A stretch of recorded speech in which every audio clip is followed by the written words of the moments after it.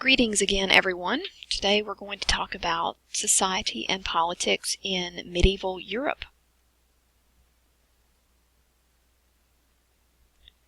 Now, we'll start with a discussion of the basic classes in Western Europe during the Middle Ages. We'll start with the most numerous. The largest percentage of the population were the peasantry, and many of these poor farmers did not even own the land in which they worked. These were known as serfs. You'll see the term that I have here on the slide. These were large numbers of individuals who were working the land of the nobility, and in exchange they got certain benefits. We'll talk a little bit more about that when we discuss the concept of feudalism. But for many European serfs, this was a very difficult existence. They were legally bound to the land on which they worked, meaning they could not leave without the owner's permission. They really owned nothing of their own. Even the homes, the small little one-room huts that they occupied, were owned by the lord of the manor. Even their clothes, in principle, were owned by the lord of the manor. The old saying went that a man only owned his belly when he was a serf. That was about it. Everything else he owed to the lord of the manor. So they're living a very difficult existence. Lots of hard labor in the fields day in and day out from sun up to sundown. They owed the lord of the manor their labor really free of charge, and in exchange for living on the land, they offered their services and they received military protection from the lord of the manor. So pretty difficult existence. If you had a bad harvest year, it rained too much, it rained too little, this would cause some serious difficulties for the peasantry during this era. And when we talk about their level of education, there were no public schools at this point in time in Europe. And for the peasantry, these farmers, even if they had access to education, learning how to read and write, it would not have helped them in their day-to-day lives. So when we talk about the peasantry, the serfs that lived in Western Europe during this period, they were illiterate. They did not know how to read and write. And I say this also to bring up the topic of Christianity and its spread in Western Europe. It will spread very slowly through areas that were formerly under the control of many of these Germanic tribes. Spread slowly, not just because these people are reluctant to give up their native polytheistic faiths, but because it takes a lot for them to understand Christianity. And the way they understand their faith is really through what the Roman Catholic Church tells them. So these are people that cannot pick up a Bible for themselves and negotiate their faith and understand it. So when we talk about Christianity spreading in Western Europe, it's going to be a long, slow process, and many members of the peasantry or serfs are sort of nominally Christian. They're Christian in name only, but they are very much reliant upon what the church tells them they need to do to achieve salvation. The next group we'll talk about in Western Europe during the Middle Ages is the nobility. And during this period, we're talking about a really small percentage of the population. Maybe 2 to 3% of people during this period were part of the nobility. We've talked about the nobility in the context of other societies. They were considered those of noble birth. And in this case, what we're going to see is the nobility in Western Europe during the Middle Ages are the warrior class. They are in service of their king, and the primary service that they will offer their king will be military assistance. And in exchange for providing military service to their king, they will be granted huge tracts of land. They are the ones that own the land that the peasantry and that the serfs are working. And because they own this land, they live a better lifestyle. They have the ability to sell off some of the crops that are grown on their land for profit. This means they can purchase better clothing. It means their diets are much richer, whereas for the peasantry and serfs, their diet was very, very poor. They subsisted mostly on bread, rye bread, wheat bread, whatever the grains that they were growing. Not so for the nobility. They are able to raise animals for slaughter, so they have a much heavier protein content content in their diet. They also can hunt on the lands that they own to bring in wild game. So in a material sense, the nobility is living a much nicer lifestyle than that of the majority of the population. Their homes are much larger too.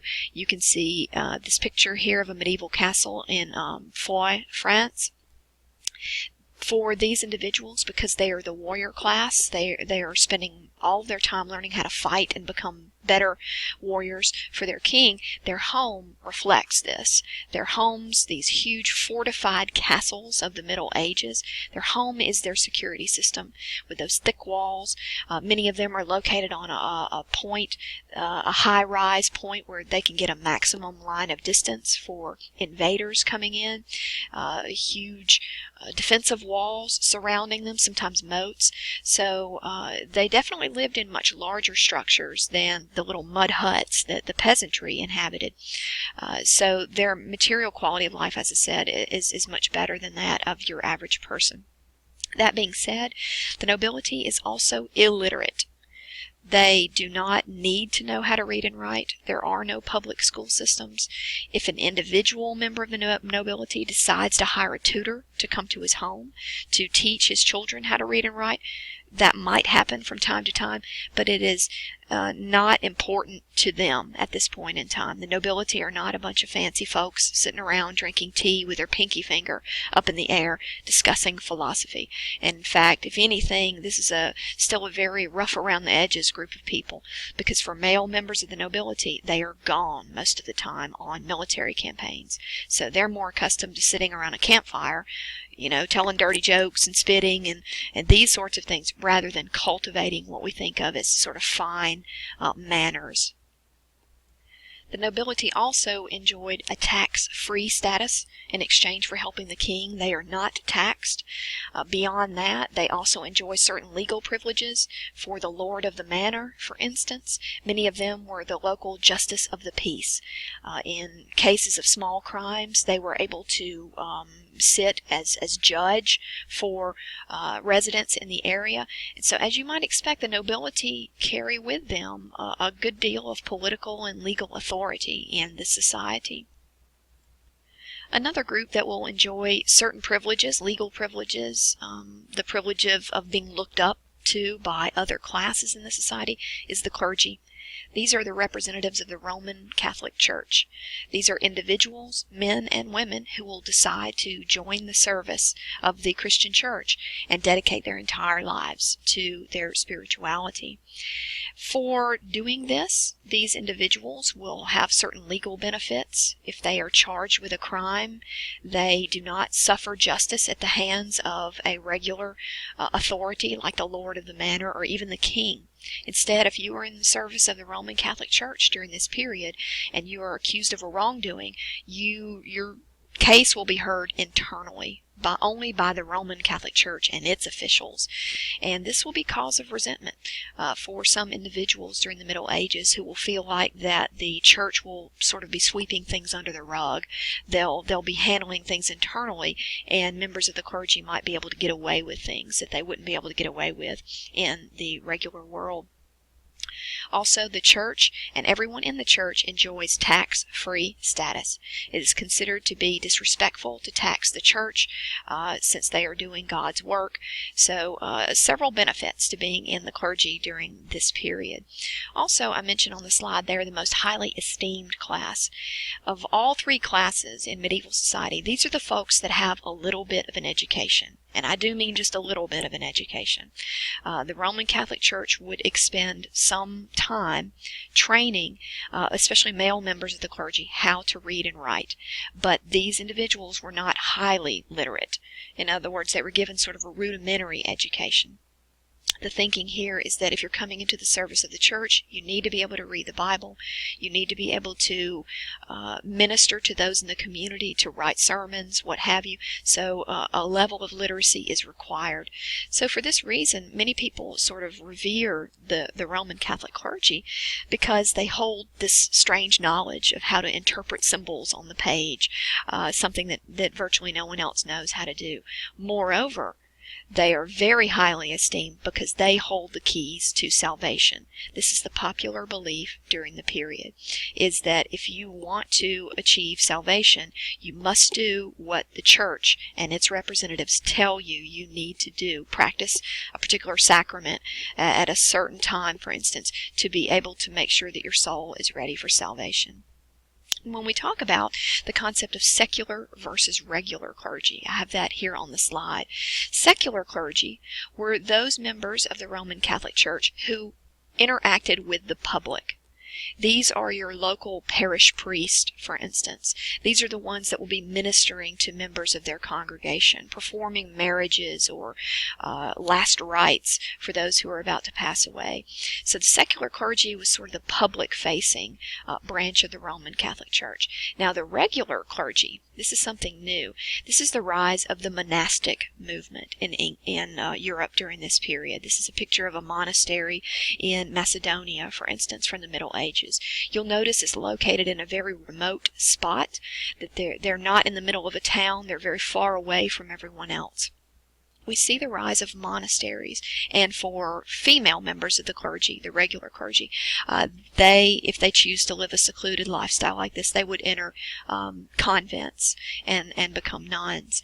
But the regular clergy, different from the secular clergy because they live apart from the rest of the world. They do not interact with the public on a daily basis, actually hardly at all. And I mentioned the regular clergy because they are going to fulfill a pretty important role. For these individuals who do know how to read and write, they're living in closed communities away from the distractions of the material world. They have lots of time on their hands. They have at least a little bit of an education. They will be the ones who will be passing the torch of learning from one generation to the next in Western Europe. They will be copying manuscripts. You see a picture here of what is known as an illuminated manuscript. For many members of the clergy, they have time on their hands. They're making copies of the Bible. They're making copies of the writings of the church fathers. In some cases, they're writing out copies of ancient Greek philosophy. They have time on their hands, and they illuminate or they decorate many of these medieval manuscripts. You can see the beautiful pictures and the pretty brushstrokes here that they would use. So these guys are keeping what little flame of learning that is alive in Western Europe during this chaotic time of the early Middle Ages. They are the ones that are keeping learning alive behind closed doors.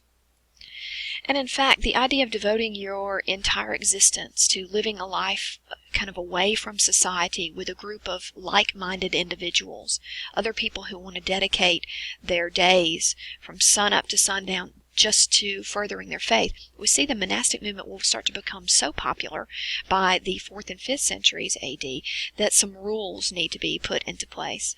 These closed communities needed to sort of protect themselves from people that might show up thinking that they want to dedicate their lives to these pursuits, but who might, once they get inside, decide that it's not actually for them and start to cause some chaos. So Benedict of Nursia, an abbot, actually the head of a monastery in Monte Cassino in Italy, will come up with a list of basic rules that everyone who wished to join one of these monasteries would have to commit to following if they were to join these closed communities. And this becomes known as the Benedictine Rule during the 6th century.